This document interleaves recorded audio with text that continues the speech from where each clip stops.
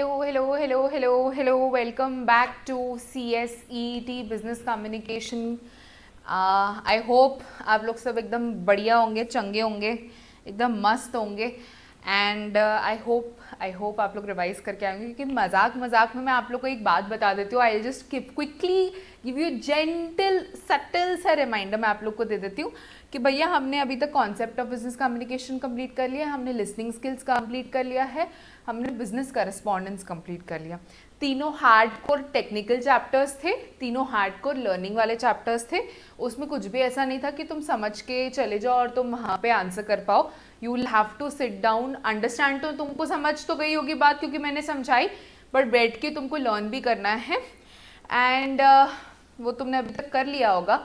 And business terminologies also FYI हम लोग for your information हम लोग 60-70% तक उसको कंप्लीट हो गए. तो अप्रोक्सीमेटली 3.5 to 4 चैप्टर्स हमारे भैया हो गए हैं. एंड मैं आपको याद दिला दूं कि हमारे पास 8 ही चैप्टर्स हैं, 8 ही चैप्टर्स हैं. एक ही कॉन्सेप्ट रिलेटेड चैप्टर बचा हुआ है जो आपको बताया था कि 4, 5, 6, 7 एंड 8 आर द चैप्टर्स जो आपको लर्न करने के चैप्टर्स हैं. उसमें से हमारा 4 हो चुका है, 5 हो चुका है, 6 हो चुका है, 8 हम रोज थोड़ा थोड़ा कर रहे हैं, जो 60-70% बचा है. अभी जो हमारा चैप्टर बचा है वो सिर्फ चैप्टर 7 बचा है, ई करस्पॉन्डेंस वाला. वो भी हम इन the next 2 or 3 lectures will finish it of. And तब तक की बिजनेस टर्मिनोलॉजीज भी ऑलमोस्ट खत्म हो जाएगी. हार्डली आई थिंक मेरे एस्टिमेशन के हिसाब से 20-25 टर्मिनोलॉजीज बचनी चाहिए एंड में. We'll see what we have to do about that. But मेरा कहने का मतलब ये है भाई लोग, बहनों लोग, मेरा कहने का मतलब ये है कि हमारा काफी पोर्शन कंप्लीट हो चुका है. मजाक मजाक में अगर तुमको लग रहा होगा अभी तो क्लास स्टार्ट हुई होगी, मैं कर लूंगा ना, मैं हीरो हूँ, मैं कर लूंगा ना कवर अप, तो जागो जागो, क्योंकि अभी भी बहुत सारा कैचअप करना तुम्हें बचा है. अगर तुमने एक भी बार रिवाइज करके नहीं आए हो तो please please please please don't increase your burden unnecessarily. सबसे बेस्ट वे है to grasp, to quickly learn. बहुत कम टाइम देके बहुत ज़्यादा रिटेंशन देना. सबसे बेस्ट टाइम है कि आप क्लास के साथ साथ लर्न करो, क्लास के साथ साथ लर्न करो. क्यों? क्योंकि इतनी बार रिवीजन के साथ जब आप लर्न करते हो तो पहली चीज़ कि आपको लर्न करने में ज़्यादा टाइम नहीं लगता. दूसरी चीज़ कि आप रिवाइज कर चुके हो क्लास में, फिर आप खुद रिवाइज करके आते हो, फिर हम फिर से रिवाइज करते हैं, तो वो एकदम बैठ जाता है दिमाग में. Okay, so this was just a reminder before we start on to the next chapter, before we start on to e-correspondence. Okay, so I hope कि अभी तो बात समझी हो, क्योंकि तुमको लग रहा है मैडम क्यों डरा रहे हो यार, रोज आके डराते हो. तो भैया डरने के बाद भी, डराने के बाद भी तुम्हारे अगर ये हाल है, तो अगर मैं ना डराऊं तो तुम तो शायद क्लास भी ना सुनो, तुम इतने नालायक हो. ठीक है, so I think we'll quickly start off with the chapter. And last class में हमने बिजनेस करस्पॉन्डेंस पढ़ा था. लास्ट फ्यू क्लासेस में, मेरा कहने का मतलब, हमने बिजनेस करस्पॉन्डेंस पढ़ा था. हमने पिछली क्लास में बिजनेस करस्पॉन्डेंस खत्म किया था. अभी जो हम चैप्टर स्टार्ट कर रहे हैं वो है ई करस्पॉन्डेंस. E correspondence. अब तुमको अगर याद हो ना हो तो मैं तुमको थोड़ा सा याद दिला दूं कि करस्पॉन्डेंस का मैंने तुम्हें मीनिंग बताया था. बिजनेस करस्पॉन्डेंस का मैंने तुम्हें मीनिंग बताया था. और आई शपथ जब भी मैं रिवाइज कराती थी तभी मैं करस्पॉन्डेंस का मीनिंग से ही स्टार्ट करती थी कि हम बिजनेस करस्पॉन्डेंस रिवाइज कर रहे हैं. करस्पॉन्डेंस का मीनिंग होता है ये. तो मेरे भाई लोग, अगर तुमको इतना भी याद नहीं है अभी, इतनी बार समझाने के बाद, इतनी पढ़ाने के बाद, तो भैया मेरे को बता देना, मैं देख लूंगी आसपास कौन सा कुआं है, कौन सी नदी है, और तुम जाके जाना. मैं क्यों मरूंगी, मैं तो अपना पढ़ा के रखा है पूरा, तुमने अपने कंप्लायंसेस पूरे नहीं किए. Okay, so correspondence means to communicate in writing. To communicate in writing. तो बिजनेस की जब कोई भी चीज कम्युनिकेट होती थी राइटिंग में, तो हम उसको बिजनेस करस्पॉन्डेंस पढ़ते थे.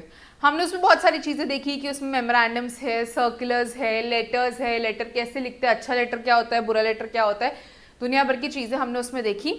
अब हम जो पढ़ रहे हैं ई करस्पॉन्डेंस. तो तुमको अगर बिजनेस करस्पॉन्डेंस पता है, तुमको करस्पॉन्डेंस का मतलब पता है, तो ई करस्पॉन्डेंस भी समझने की कोशिश करो, ऑर्गेनिकली समझने की कोशिश करो कि ई करस्पॉन्डेंस क्या होगा. To communicate in writing but using something of electronic medium. जब भी हम इलेक्ट्रॉनिक मीडियम के थ्रू कम्युनिकेट कर रहे हैं उसको हम बोलते हैं ई करस्पॉन्डेंस. ई मतलब इलेक्ट्रॉनिक, ई मतलब इलेक्ट्रॉनिक, जब भी we communicate using an electronic medium we call it e correspondence. Okay, an electronic medium में when you communicate through writing that's when you call it e correspondence. Business हटा दो. अब मैं तुमको बताती, जब तुम अपने फ्रेंड से व्हाट्सएप कर रहे हो, हे व्हाट्सएप, क्या भाई क्या कर रहा है, ये सब, this is e correspondence. You are communicating in writing using an electronic medium. You using your phone, you're using the internet, you're using WhatsApp to communicate and talk to your friend. जब तुम उसको, अब business correspondence और ई correspondence में क्या फ़र्क है?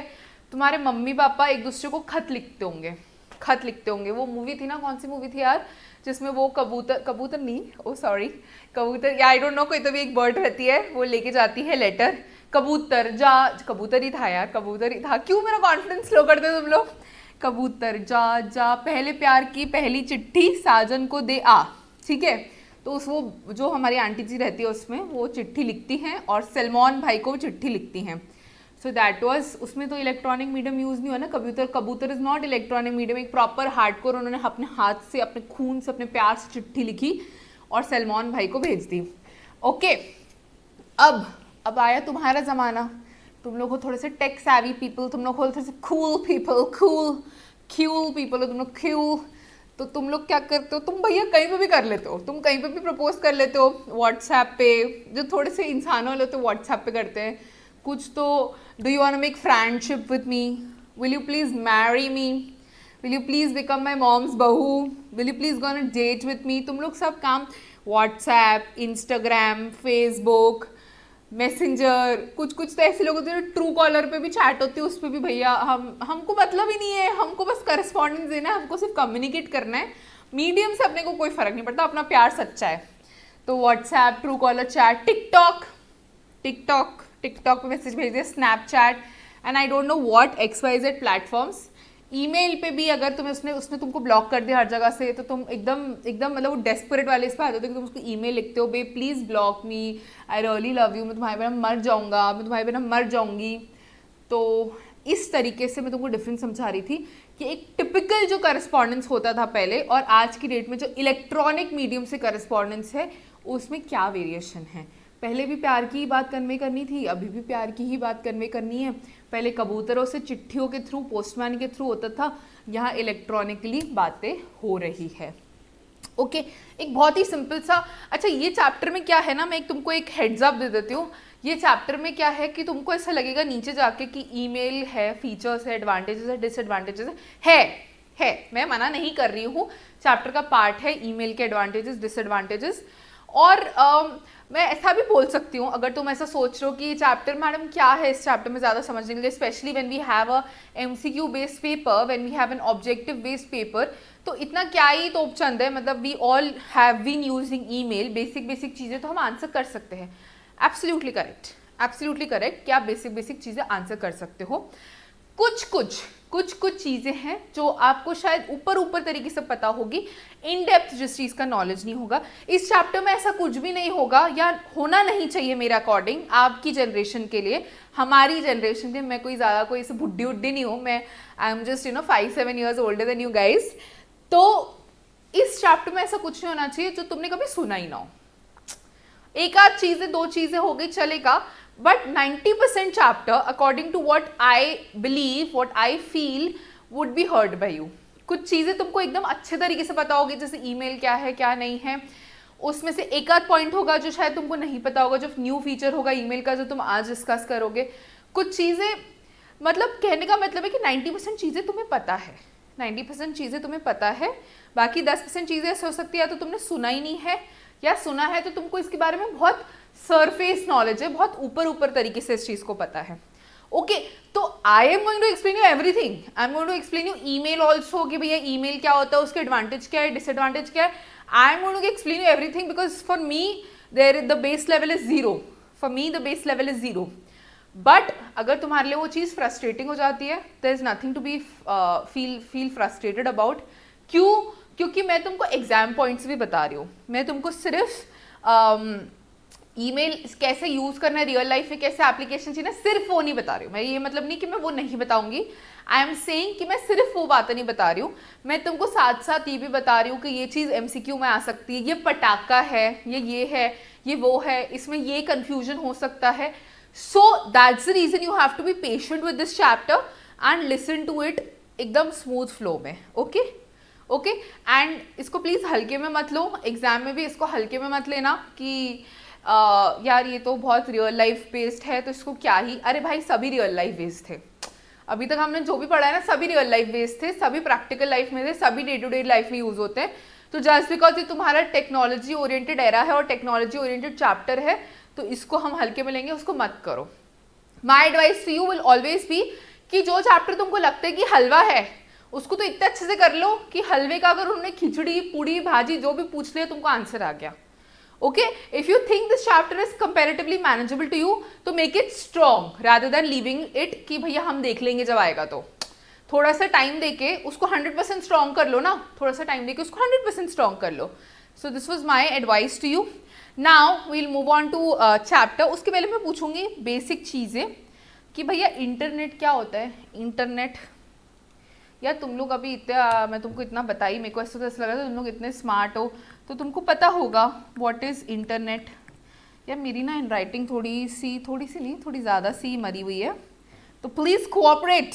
Okay, अभी तक तो तुमको पता चल ही गया होगा। इंटरनेट, व्हाट इज़ इंटरनेट, थोड़ा सा ज्ञान दर्शन दीजिए हमें, इंटरनेट क्या होता है। मैडम गूगल, मैडम कुछ भी हम वेब ब्राउज़र यूज़ कर रहे हैं वो इंटरनेट है। मैडम व्हाट्सएप इंटरनेट, मैडम हर चीज़ इंटरनेट है, जो भी हम इंटरनेट से यूज़ कर रहे हैं everything is internet. No, internet is not that. अभी के लिए समझ लो, internet is network of networks. नीचे दिया है, हम इसको पढ़ेंगे कि इंटरनेट क्या होता है। Internet is network of networks. ये भैया तुम्हें फैसिलिटेट करता है कि तुम अगर ए इंसान है जो कि इंडिया में बैठा है और ए का जो दिल है बी वो बैठा है यूएस में, अंग्रेज ए का जो दिल है वो बैठा है यूएस में, तो यहाँ की information can be exchange freely between these two people via internet. आप इंटरनेट के थ्रू कहीं पे भी किसी को भी कभी भी कम्युनिकेशन इंटरचेंज कर सकते हो, only if you provided you have an internet connection. तो आप बहुत फ्रीली मैसेजेस एक्सचेंज कर सकते हो, ठीक है। आपकी प्यार की भाषा आप बहुत फ्रीली एक्सचेंज कर सकते हो, irrespective of the distance, irrespective of anything. So internet is basically a network of networks जो कि आपको फैसिलिटेट करता है to freely exchange information, between one person to another person. Okay, so this I basically wanted to explain to you कि internet भैया क्या होता है। एंड तुम्हें पता होगा, बस ये हमें याद रखना है कि internet is a network of networks. नीचे पढ़ेंगे तो मैं तुम्हें मार्क भी करा दूंगी वो चीज़ कि internet is a network of networks, but till then मैं इतनी बार बोलूँगी कि you have to remember it, तुम्हारे पास कोई ऑप्शन ही नहीं बचेगा बट टू रिमेंबर इट। अच्छा, अब मुझे एक बात बताओ। अच्छा चलो अब नीचे चलते हैं, मैं तुमसे फालतू का ऐसे डिस्कशन करूँगी ना, तुम मेरे को बहुत लाइटली ले लोगे, कोई मतलब नहीं है वो चीज़ का। ओके, so नीचे we'll go introduction in today's 21st century globalized world, the use and need of internet, use and needs for the 24 hours availability system of internet has been unprecedented। अरे भैया आज के कोरोना के time पे तो मतलब immensely increase हो गया इंटरनेट। पहले भी वो एकदम अनअवॉइडेबल था, बट अभी कोविड के टाइम पे तो हर चीज़ इंटरनेट के थ्रू हो रही है। पहले आप शायद कभी फेस टू फेस क्लासेस पढ़ते थे, अभी फर्स्ट स्टैंडर्ड का बच्चा हो चाहे KG1 का बच्चा हो, इंटरनेट पे ही क्लासेस ले रहा है, वो इंटरनेट पे ही क्लासेस ले रहे। Everything has been mobilised, everything has been brought on the digital world, everything has been facilitated via internet. हर चीज़, कितने सारे स्टार्टअप्स अभी रिसेंटली आप कभी गूगल पे सर्च करना, कितने सारे स्टार्टअप्स अभी only because of Covid and revolving just with the use of internet release हुए हैं। ये जो क्लासरूम टीचिंग हम आपको करते हैं, इसमें भी बहुत सारे ऐसे हैं जो लोगों ने ऐप्स डेवलप कर लिए हैं कि आप अपनी क्लासरूम टीचिंग का कितना ज़्यादा फील ले पाए अपने डिजिटल वर्ल्ड में, उसका भी लोगों ने स्टार्टअप स्टार्ट कर लिया, एंड और भी बहुत सारे लोगों ने जिन्होंने इसकी अपॉर्चुनिटी ग्रैब करके सब कुछ डिजिटाइज कर दिया है, सब कुछ वर्चुअल कर दिया है। ओके सो ये तो इंट्रोडक्शन, आई थिंक हमको पढ़ने की कोई ज़रूरत है नहीं कि इंट्रोडक्शन इंटरनेट की भैया बहुत ज़्यादा ज़रूरत है, तुम तो मर जाओगे इंटरनेट के बिना, तुमको सांस कोई ऑक्सीजन सिलेंडर लगा के घूम लोगे, बट इंटरनेट ना हो तो तुम्हारी ज़िंदगी थोड़ी कठिन हो जाएगी, है ना।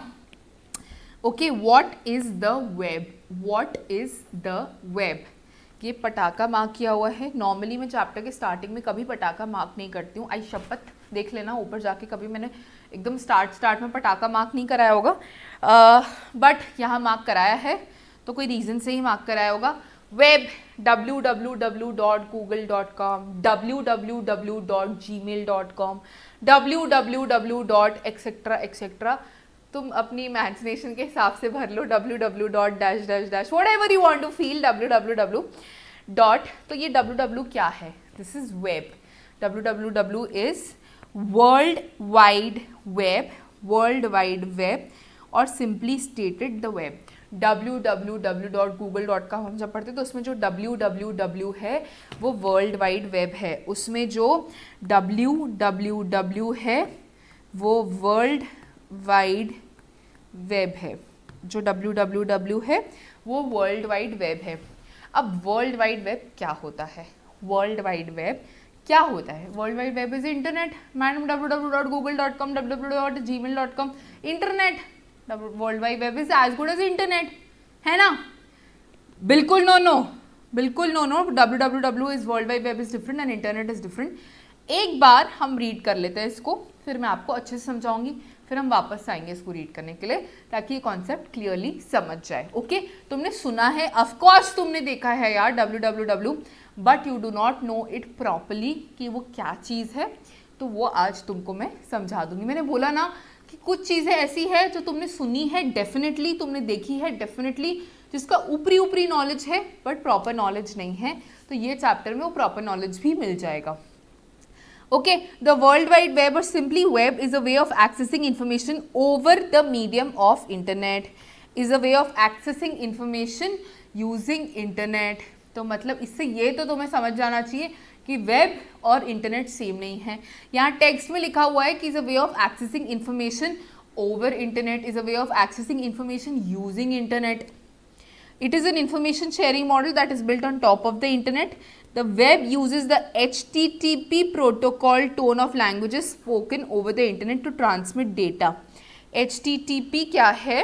HTTP आपने सुना होगा, HTTP भी आगे लिखा रहता है www के, hyper text transfer protocol. Hyper text transfer protocol is HTTP।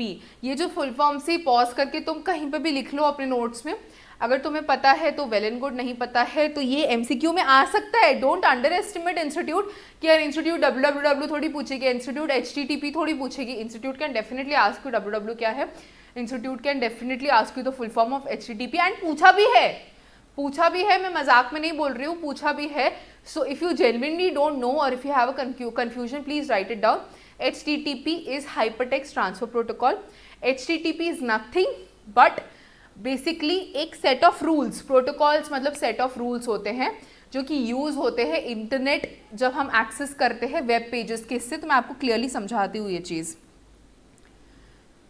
Okay, one of the languages spoken of the internet to transmit data. Web services which use HTTP allow applications to communicate in order to exchange business logic, use the web to share information. The web also utilizes browsers such as Google Chrome, Internet Explorer or Firefox to access web documents called web pages that are linked to one another via hyperlinks. Web documents also contains graphics, sound, text and video. The web is just one of the ways through which information can be disseminated over the internet. The internet, not the web, is used for email.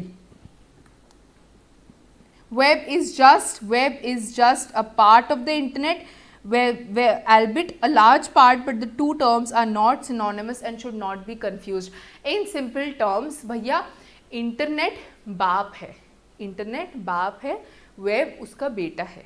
Internet बाप है, web उसका बेटा है। Internet is a larger term, web is a smaller term. Okay, web is a part of internet, internet बहुत ज़्यादा wide है web से लेके। अब मैं एक चीज़ आपको समझा देती हूँ यहाँ पे, ये नोट डाउन कर लिया आप लोगों ने? आई होप कर लिया होगा, नहीं तो आप बैक जाके, तुम्हारे पास तो यार जीवन में ना बहुत कन्वीनियंस है मतलब हम होते थे जो टीचर ने बोर्ड पे लिखा, भैया please please please please please sir please please please delete मत करो, sir please please please delete मत करो, ऐसे भीख मांगते रहते थे। और तुम तो पॉज करके कभी भी नोट डाउन कर सकते हो, रिवाइंड फॉरवर्ड सब चीज़ का तुम्हारे पास ऑप्शन है। Okay, so this is you accessing a computer, this is you accessing a computer, और ये है वेब सर्वर। वेब सर्वर क्या होता है, मैं आएगा, मैं समझाएगा तुमको। ओके भैया प्लीज़ माफ़ी फॉर द ड्राइंग, माफ़ी for the hand writing, please चढ़ के मत आना इस चीज़ के ऊपर। तुम्हारा, मेरा मेन पर्पस है तुमको समझाना, तुम्हारा पर्पस है समझना, ये भावनाओं में, ये सब फालतू की बातों पे मत जाया करो मेरे साथ। ओके, तुम हो यहाँ पे इंटरनेट में बैठे हुए, तुमने पीसी पे सर्च किया who is KRK, who is KRK, Kamaal R Khan, who is KRK, Kamaal R Khan. पहली बात तो तुम डूब मरो, तुमको अगर कमाल, भैया is a legend, is a legend, तुमको अगर KRK नहीं पता कौन है, तुम्हारी जिंदगी बहुत कठिन है, तुम क्या जी रहे हो यार, क्या जी रहे हो, KRK नहीं पता।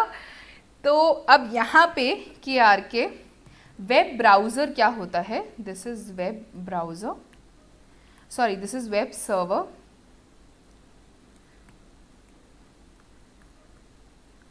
यहाँ पे सारी इंफॉर्मेशन स्टोर्ड है, यहाँ पे सारी इंफॉर्मेशन स्टोर्ड है, यही वो असली खजाना है जहाँ पे सारी इंफॉर्मेशन स्टोर्ड है।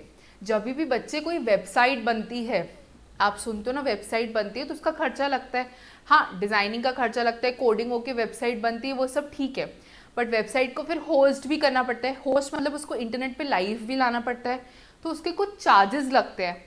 तो जब वेबसाइट को होस्ट करना रहता है तब वो जाते हैं इनके पास, वो जाते हैं इनके पास कि भैया वेब सर्वर वाले भैया, वेब सर्वर वाले भैया, हमको आपकी जो इतना बड़ा खजाना है, आपका जो इतना बड़ा घर है, उसमें से एक छोटे सा जगह, छोटी सी रूम दे दो, छोटी सी जगह दे दो जहाँ पे हम अपनी वेबसाइट लाइव कर सके।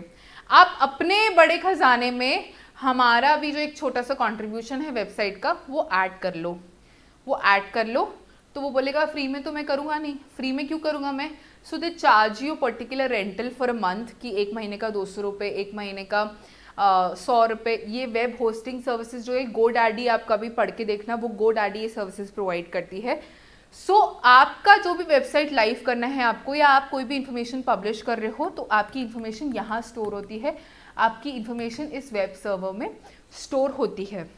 All sorts of information are available here, collected from various sources. Okay, so when you search who is KRK, when you search who is KRK, यहाँ पे उसका सर्च होता है KRK प्रोसेसिंग होती है, एंड KRK के रिजल्ट्स आपको आपकी स्क्रीन पे पब्लिश होते हैं। 2 रुपीज़ पीपल, एंड जो भी XYZ इन्फॉर्मेशन है विकीपीडिया के थ्रू या किसी के भी थ्रू, वो आपको इन्फॉर्मेशन पब्लिश होती है, वो आपको इन्फॉर्मेशन वहाँ पे पब्लिश होती है। So this is a process, and ये कंप्यूटर और ये वेब ब्राउज़र आपस में इंग्लिश में तो कम्युनिकेट नहीं करेंगे। इंग्लिश तो छोड़ो, आजकल तो browsers are providing you facility कि भैया आप हिंदी में सर्च कर लो, आप वॉइस नोट के थ्रू सर्च कर लो, आप Urdu, English, whatever language you name it and you can search it. So computer and web browser को, वेब सर्वर को कैसे एक्सपेक्ट करोगे। सो ये एक पर्टिकुलर लैंग्वेज में कम्युनिकेट करते हैं, ये लैंग्वेज होती है इंटरनेट की लैंग्वेज, जिसको हम बोलते हैं hypertext transfer protocol. Hypertext transfer protocol ये उस लैंग्वेज में कम्युनिकेट करते हैं, हाइपरटेक्स्ट ट्रांसफर प्रोटोकॉल में कम्युनिकेट करते हैं, और हमको उस फॉर्म में प्रोड्यूस करते हैं जो फॉर्म हमें समझे, जो फॉर्म हमें प्रेजेंटेबल हो, जो फॉर्म हमें अंडरस्टैंडेबल हो। सो आई होप कि आपको ये चीज़ समझी कि आप जब यहाँ पे स्टोर कर रहे हो तो वेब सर्वर है, ह्यूज स्पेसेस, इनॉर्मस स्पेसेस, वहाँ पे इंफॉर्मेशन स्टोर्ड है, वहाँ से इंफॉर्मेशन ढूंढी जाएगी, एंड वहाँ पे आपको उसके सर्च रिजल्ट्स आपके पीसी पे वैसे मिलते हैं। एंड ये जिसका वे से कम्युनिकेट करते हैं उसको बोलते हैं HTTP, hypertext transfer protocol. So I hope you now understood what is web. You now understood what is web, and only internet is just a medium to access this web. Internet is just a medium to access this web. Internet से आप email भी use कर सकते हो, internet से आप WhatsApp भी use करो, इंटरनेट से आप गेम्स भी प्ले कर सकते हो. वेब से कर सकते हो क्या ये सारी चीज़ें? नहीं. So internet hence is the larger picture, web is the smaller picture. Internet is the larger picture, web is the smaller picture. MCQ आने के बहुत तगड़े चांसेस है और बहुत बच्चे जो ये चैप्टर को हल्के में लेके जाएंगे या बिना पढ़े जाएंगे. अगर क्वेश्चन आया कि are internet and web synonyms, are do internet and web mean the same thing, तो या फिर which is the bigger picture, internet या वेब, वो वहाँ पे गड़बड़ करके आ जाएंगे, वो वहाँ पे गूगल ओवर करके आ जाएंगे. But if you have gone through this chapter properly, if you have heard this lecture properly, you will clearly remember in your head that no sir, internet और web अलग अलग चीज़ें हैं. internet is the बाप and web is the beta. Okay, internet is the बाप, web is the data. hypertext transfer protocol is nothing but internet की language in simple terms. मैं आपको ना बहुत चीज़ें लेमैन में समझा रही हूँ. क्यों? क्योंकि हमारी IT की क्लास नहीं है, हमारी बिजनेस कम्युनिकेशन की क्लास है. तो आपके लिए जितना बेसिक नॉलेज ज़रूरी है चीज़ों को समझने के लिए, मैं आपको उतना प्रोवाइड करूँगी. ये सब बहुत टेक्निकल टर्म्स हैं जो एक प्रॉपर हार्डकोर आईटी की क्लास में आपको डिटेल में समझाए जाएंगे. But we don't need that. Okay, we don't need that neither in our theoretical life nor in our practical life. Okay, what is web browser? A web browser is software application that enables you to find, retrieve and display information available on the web, world wide web. जो तुमने वहाँ search की information, ये web server पे जो information search की, वो एक वेब ब्राउज़र के थ्रू तुमको यहाँ पे ऊपर डिस्प्ले हुई स्क्रीन पे, गूगल क्रोम पे सर्च की होगी इन्फॉर्मेशन, या फायरफॉक्स पे की होगी, या ओपेरा मिनी पे की होगी, या बहुत ही तुम स्लो हो, तुमको स्लो करना चीज़ें पसंद है तो इंटरनेट एक्सप्लोरर पे की होगी, या सफारी पे की होगी जो एप्पल iOS के लिए यूज़ होता है सॉफ्टवेयर, जो iOS का ब्राउज़र यूज़ होता है. सो वेब ब्राउज़र इज़ जो गूगल क्रोम आप यूज़ करते हो, जो ओपेरा मिनी यूज़ करते हो, जो सफारी यूज़ करते हो, these are nothing but web browsers. Software application, ये भी एक चीज़ आ सकती है कि what is web browser. Web browser is a software application. Web browser is a software application. Again can be an MCQ, please इसको मार्क कर लो. कैन बी एन MCQ कि web browser is a software application that enables you to find, retrieve and display information available on the world wide web. Browsers also allow you to traverse information sources on the www. Information on the web is organized and formatted. Okay. Information on the web is organized and formatted using tags of markup language known as the hypertext markup language. A web browser converts the HTML tags and their content into formatted display of information. Thus, a web browser allows you to see the rich web contents of a website. Some of the popular web browsers are Google Chrome, Internet, Mozilla Firefox, Safari and Opera. ये भी आपको आ सकता है कि what are these, ये examples देके which one of these is a web browser. तो आपको प्रैक्टिकली भी ये चीज़ आ सकती है. प्रैक्टिकली अगर नहीं आती थी अभी तक तो आई होप आपको भी पता है कि ये ओपेरा मिनी, गूगल क्रोम वगैरह जो भी है ये वेब ब्राउजर्स है. Okay, a brief description about some of these interactions buttons is as follows. मतलब आपको वेब ब्राउज़र में क्या क्या बटन दिखते हैं, ये चीज़ मतलब कैसा वो क्या क्या वहाँ पे बटन्स होते हैं जिसको क्लिक करके आप बहुत सारे फीचर्स एक्सेस कर सकते हो वेब ब्राउज़र पे, वो नीचे दिए हैं. वो एक एक करके हम पहले पढ़ लेते हैं. फिर मैं आप लोगों के लिए एक इमेज लेके आई हूँ डाउनलोड करके, जिसको मैं आपको रियलिटी में दिखाऊंगी भी कि कैसा है. अब आप बोलोगे कि मैडम इंटरनेट यूज़ करके भी वेब ब्राउज़र से दिखा सकते थे. जी मैं दिखा सकती थी, बट उसमें से एक दो टर्म्स आज के जो हमारे वेब ब्राउजर्स हैं वहाँ पे नहीं दिखते हैं. But I want you to understand how these terms look, how these terms work. So I have brought an image downloaded and उस पर हम डिस्कस करेंगे. बट पहले पढ़ लेते हैं. ओके, पहले पढ़ लेते हैं. Back forward buttons. Back button can be used by you for going back to the previously visited web page, whereas the forward button is used to visit the next page. If you're not on the most recent page visited by you, this may happen when you have pressed the back button at least once. Back मतलब अगर आपने बहुत सारा search किया, पहले आपने start किया कि पहले आपने सर्च किया KRK, who is KRK, फिर आपने सर्च किया who is राखी सावंत. आज अपन पूरा एकदम हर टाइप के लेजेंड्स को ढूंढ निकाले अपन ने कि who is Rakhi Sawant, who is KRK. ये तुमने सर्च किया, उसके बाद तुमको ऐसा लगा कि नहीं यार थोड़ा सा एक्चुअल नॉलेज भी लिया जाए, तो तुमने बिजनेस कम्युनिकेशन CSCET के नोट सर्च कर लिए ICSI की वेबसाइट पे, तुम चले गए ICSI की वेबसाइट पे, यहाँ गए, फिर यहाँ गए, ये सब तुम सर्च करते गए। अब तुम अगर इस पेज पे हो, तुम अगर इस पेज पे हो और तुमको प्रीवियस पेज पे जाना है, राखी सावंत, तुमको लगा रहे ये तो राखी सावंत और KRK तो भाई बहन लग रहे हैं, तो एक बार फिर से पढ़ लेता हूँ कि KRK कौन है। तो you can press a back button, जो आपको वापस से इस वेब पेज पे ले आएगा, या फिर तुमको वापस से राखी सावंत देखनी कौन है, so you can press a forward button, जिससे तुमको वापस से वो राखी सावंत के पेज पे ले आएगा। बट ये जो लास्ट लाइन है, this may happen when you have pressed the back button at least once, क्योंकि जब तक के 2 पेजेस नहीं हैं तो फॉरवर्ड बटन काम कैसे करेगा? जब तक कि 2 पेजेस है नहीं तब तक कि फॉरवर्ड बटन काम कैसे करेगा? अगर तुमने प्रीवियस बटन दबाया ही नहीं होगा तो। तुम राखी सावंत के पेज पे हो, तुम अभी ये सर्च करने के हो, तुम राखी सावंत के पेज पे हो और तुमने KRK के पेज पे रिविजिट किया ही नहीं, तो फॉरवर्ड बटन में क्या आएगा? फॉरवर्ड बटन में कुछ नहीं आएगा। अगर तुमने एक बार KRK के पेज पे रिविजिट कर लिया, फिर तुम फॉरवर्ड बटन दबाते हो तो again you are redirected to Rakhi Sawant page. तो कहने का मतलब अगर बैक बटन नहीं दबाया है एक भी बार तो फॉरवर्ड बटन का कोई काम नहीं होगा। ओके, एग्जाम में नहीं पूछेंगे ये लोग। Back and forward button, back button मतलब आपको प्रीवियस पेज पे लेके जाता है वो वापस से, फॉरवर्ड बटन मतलब आपको अगेन आगे के पेज पे वो लेके जाता है। Tab, it allows you to view multiple, चलो साथ साथ देख ले क्या, I think let's see it साथ, तो आपको ना ईजी भी हो जाएगा और टाइम भी थोड़ा सा हमारा बच जाएगा। कि देखो ये दिख रहा है back button and forward button, back पे जाने के लिए एंड आगे जाने के लिए। देख रहे हो एक्सप्लोरर का पेज है, ये एक्सप्लोरर का पेज है। आज तुम गूगल क्रोम पे जाओगे तो तुमको ऐसा पेज नहीं दिखेगा, ये एक्सप्लोरर से स्क्रीनशॉट लिया हुआ पेज है। तो बैक बटन ऐसे दिखते हैं ये दोनों button. Okay, next we move on to tab. It allows you to view multiple web pages in the same browser without opening a new browser section. तुमने एक बार चालू कर दिया, तुमने एक बार क्रोम डाउनलोड कर लिया और वहाँ पे यूट्यूब चला लिया, यूट्यूब पे तुम मेरा लेक्चर देख रहे हो, बोर हो गया तुमको, क्या मैडम ई करस्पॉन्डेंस पढ़ा रही है, सब चीज़ें तो मेरे को पता है, तो मैं साथ साथ एक PUBG का गेम भी खेल लेता हूँ। बट तुम क्लोज करोगे तो फिर गड़बड़ हो जाएगी ना, मम्मी को समझ जाएगा कि तुम क्लास तो सुन नहीं रहे हो। तो तुम आगे से एक टैब खोल सकते हो जिसमें नया वेब पेज खुलेगा और वहाँ पे तुम PUBG एंटर करके खेल सकते हो।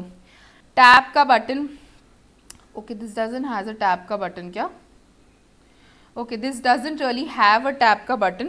टैब का बटन होता है जो प्लस करके, हम ऊपर आप देखते होंगे प्लस करके न्यू पेज खोलने का ऑप्शन रहता था, ऐसा करके साइन रहता है।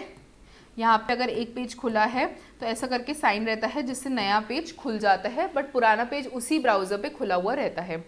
Okay, address bar also known as the URL bar is a place where you can type the web page address that you want to retrieve from the web address. It also displays the address of the web page currently being visited by you. Address जो है web page का वो यहाँ पे included, देखो http://w.open.ac.uk ये address है, यहाँ पे देखो लिखा भी है उसके बाजू में कि ये एड्रेस है। एंड URL का फुल फॉर्म आप लोगों को पता है क्या? व्हाट इज URL का full form? Uniform resource locator is URL का फुल फॉर्म। एड्रेस बार जो आप जिस पेज पे हो उसका क्या यूनिक एड्रेस है, हर पेज का अपना यूनिक एड्रेस होता है, वो एड्रेस आपका वहाँ पे मेंशन रहता है। Recent history, this shows the link to the web pages previously visited by you. आपने पहले कौन से पेजेस यूज़ किए हैं वो हिस्ट्री है। यार ये तो तुमको पता ही होगी, तुम तो क्लियर करने में माहिर ही हो। ये है रीसेंट हिस्ट्री का बटन। आई थिंक यहाँ पे भी रीसेंट हिस्ट्री का ऑप्शन नहीं है। Recent history, I am pretty sure you guys know what recent history कहाँ पे क्या करते हो उसका। Refresh, this is also called as reload button. It reloads the current web page. जब हम बार बार इंटरनेट अगर काम नहीं करे तो हम बार बार रीलोड करके देखते हैं। एग्जाम टाइम पे रिजल्ट्स अनाउंस होते हैं, हम बार बार रीलोड करके results declared, likely to be declared soon, reload करते हैं, डिक्लेयर्ड, हो धक जान गई। तो रीलोड या फिर रिफ्रेश बटन, ये बटन है रिफ्रेश बटन, ये देखो refresh button. Okay, it somewhat looks like ऐसा करके बटन रहता है। Stop, it cancels loading of the current web page, the button is used when the page is in loading stage. मतलब current web page को जब आपको load करने से रोकना है, किसी चीज़ को लोड करने से रोकना है, तो हम स्टॉप का बटन यूज़ करते हैं। ये अभी करंटली हमारे क्रोम वगैरह में नहीं दिखेगा, तो ये रहा स्टॉप का बटन। ये पेज को लोड करने से रुकता है। ये जो ऊपर का क्रॉस है, ये जो ऊपर का क्रॉस है, जो राइट साइड में आपको दिख रहा है एकदम ऊपर ऊपर से, ये जो ऊपर का क्रॉस है, इससे तो पूरा ब्राउजर ही क्लोज हो जाएगा। बट मैं चाहती हूँ कि जो लोडिंग हो रही है उसको मैं रोकूं, तो आप ये स्टॉप बटन यूज करेंगे। Okay, home, the button will bring back you to the home page of a website. Home is the first page of any website. मतलब आप किसी वेबसाइट पे है एंड आप अंदर से ICSI की वेबसाइट पे है एंड वहाँ से आप स्टूडेंट सेक्शन में गए, फिर मेंबर सेक्शन में गए, फिर ई-जर्नल सेक्शन में गए, बट आपको वापस से उसके होम पेज पे आना है, तो आप होम बटन प्रेस करेंगे। ये होम बटन है जहाँ घर बना हुआ है, घर का सिंबल बना हुआ है, that is the home button. Search box allows you to search any item to be searched by the search engine from the web. It can also be used for searching contents from the website visiting. अगर आपको किसी कोई particular चीज़ search करनी है तो आप वो search bar से यूज़ कर सकते हैं। यहाँ पे सर्च बार अगेन नहीं है, किसी वेबसाइट पर अगर आपको दिखना है तो ऐसा सिंबल बना हुआ रहता है जहाँ पे आप सर्च करके अपना कोई पर्टिकुलर चीज़ आपको सर्च करनी है, जैसे नवंबर 2020 से रिलेटेड या फिर दिसंबर 2020 से रिलेटेड, तो आप वो सर्च करके ढूंढ सकते हैं। सो ओके, दिस वाज कि वेब ब्राउज़र के कौन से बटन्स होते हैं। तो भैया बैक फॉरवर्ड बटन होता है, वहाँ पे टैब होता है, एड्रेस बार होता है, रीसेंट हिस्ट्री होता है, रिफ्रेश होता है, स्टॉप होता है, होम होता है एंड सर्च होता है। अगेन वहाँ पे बैक फॉरवर्ड बटन होता है जिससे हम प्रीवियस और आगे के पेज पे जा सकते हैं। टैब होता है जिसपे हम नया वेब पेज खोल सकते हैं without closing the web browser. Address bar है जहाँ पे हमारा एड्रेस, यूनिक एड्रेस लिखा हुआ रहता है। रीसेंट हिस्ट्री जहाँ हमने कौन से पेजेस किए हैं वो दिखता है। रिफ्रेश मतलब रीलोड हो जाता है पेज। स्टॉप जब हम चाहते हैं कि करंट पेज लोड ना हो तब हम स्टॉप यूज़ करते हैं। होम मतलब back to websites home page and search to search anything. Okay, internet मैंने आपको अभी बताया था कि इंटरनेट मैंने आपको समझाया था ऊपर। ए यहाँ बैठा है, ए का दिल वहाँ है एंड उनको मैसेजेस कम्युनिकेट करने हैं, वो डायग्राम्स मैंने आपको पहले ही स्टार्टिंग में ही समझा देता है internet. So I think we'll just a quick reading of it. The internet is the network of networks and is used for many applications. Internet allows you to share resources and applications with ease. The internet can carry any digital signal such as text, graphics, sound, video and information. अगर आप video search करोगे तो video आ जाएंगे, अगर आप text search करेंगे तो text आ जाएगा, अगर आप डॉक्यूमेंट सर्च करेंगे तो फाइल्स आ जाएंगी। ओके, सो ये बहुत बेसिक चीज़ें हैं। We are not going to read every single thing out of it. The term internet and world wide web are often in everyday speech without much distinction.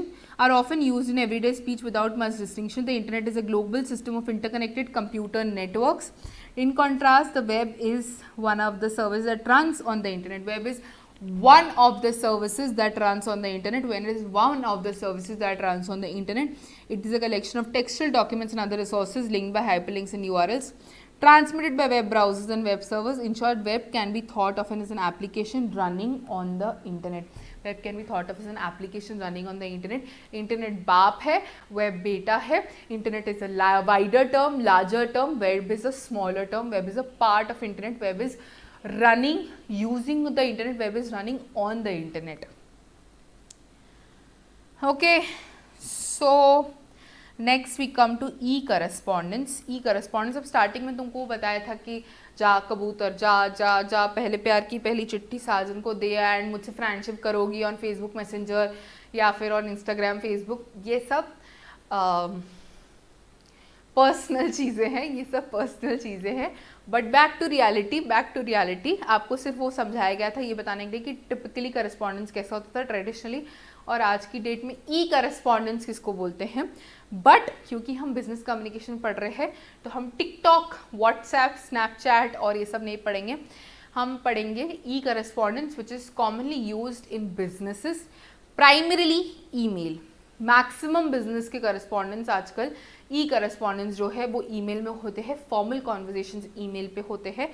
आप normal cases में unless अनल कोई अगर आपके जितना वेला ना हो जो ब्रेकअप के लिए लो रहा है, वो ईमेल कभी भी पर्सनल पर्पस के लिए यूज़ नहीं होता है. Email are mostly use for business purposes. Okay. E correspondence normally called as email correspondence or electronic correspondence.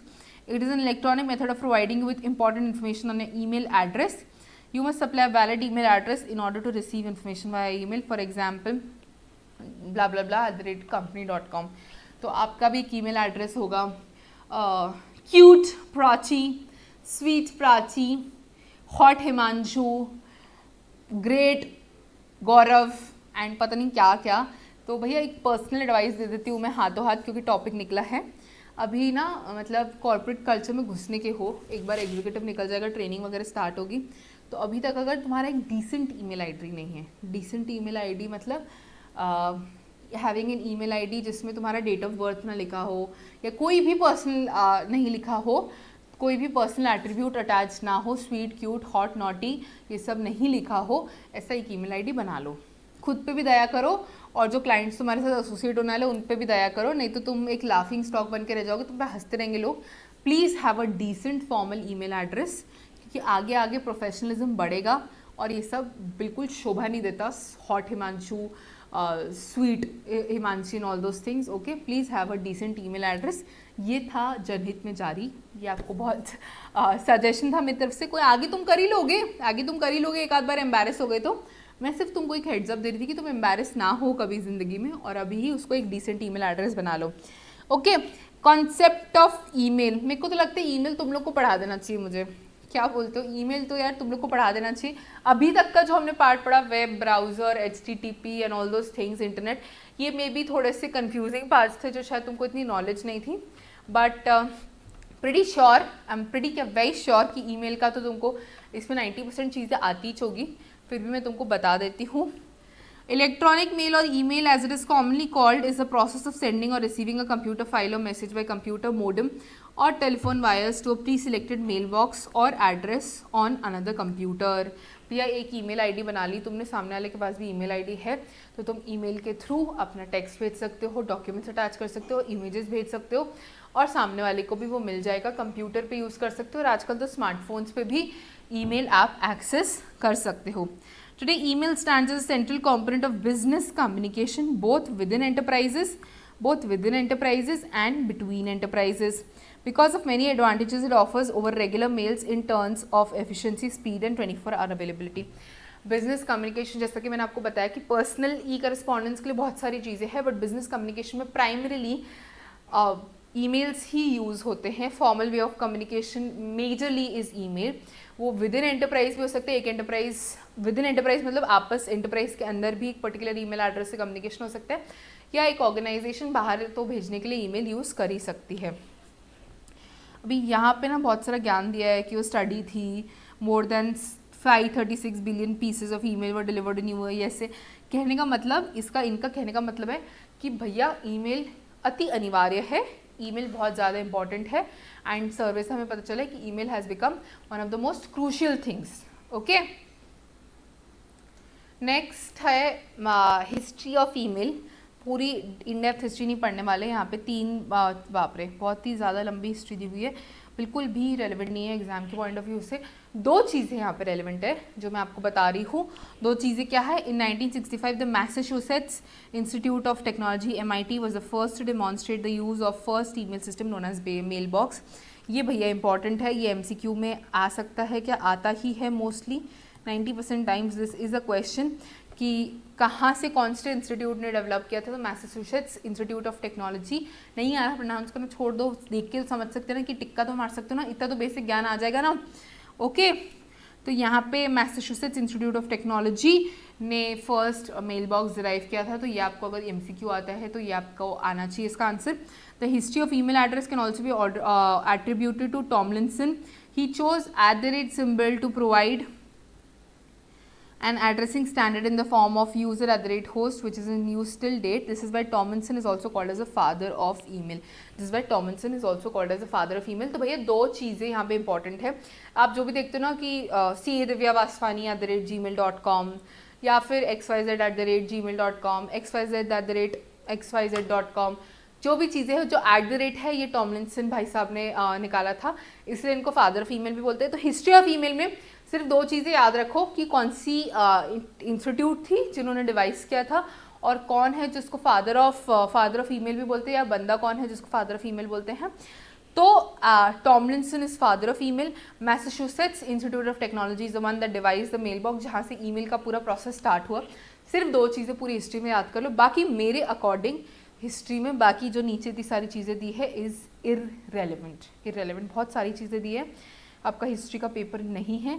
So I personally would not recommend you to read and learn all these things. इच्छा है अपनी, अंदर आग है तो पढ़ लो यार, कोई रोक नहीं सकता तुमको फिर, ठीक है। फीचर्स ऑफ ईमेल, हाँ, electronic, it is electronic mode of message transmission as it is sent using HTML hypertext markup language. Electronic mode है। ई करस्पॉन्डेंस में ईमेल हम पढ़ रहे हैं, मतलब इलेक्ट्रॉनिक मीडियम यूज़ करके, इलेक्ट्रॉनिक मीडिया डिवाइस यूज़ करके ही ईमेल एक्सेस होता है। That is why it is an electronic mode of message. Cost effective, it is one of the most cost effective modes of fast communication. Today with the advent of smartphones, communicating through emails has become even more cost effective. क्या cost लग रहा है यार, क्या cost लग रहा है? अब आपको कोई YouTube पे लेक्चर फ्री मिल रहा है, तो आपको लेक्चर फ्री मिल रहा है, सिर्फ इंटरनेट का एक मीगर कॉस्ट है। आजकल तो इतने सारे कॉम्बो पैक्स आ गए, इंटरनेट रिचार्ज प्लान्स आ गए कि internet has today become very very affordable. Internet today has become very very affordable, एक बेसिक नीड हो गई है। आप जितना अपने आउटगोइंग और इनकमिंग कॉल्स का यूज़ नहीं करते होंगे, उतना आप इंटरनेट का यूज़ करते होंगे। तो internet today has become a very very very cheap medium.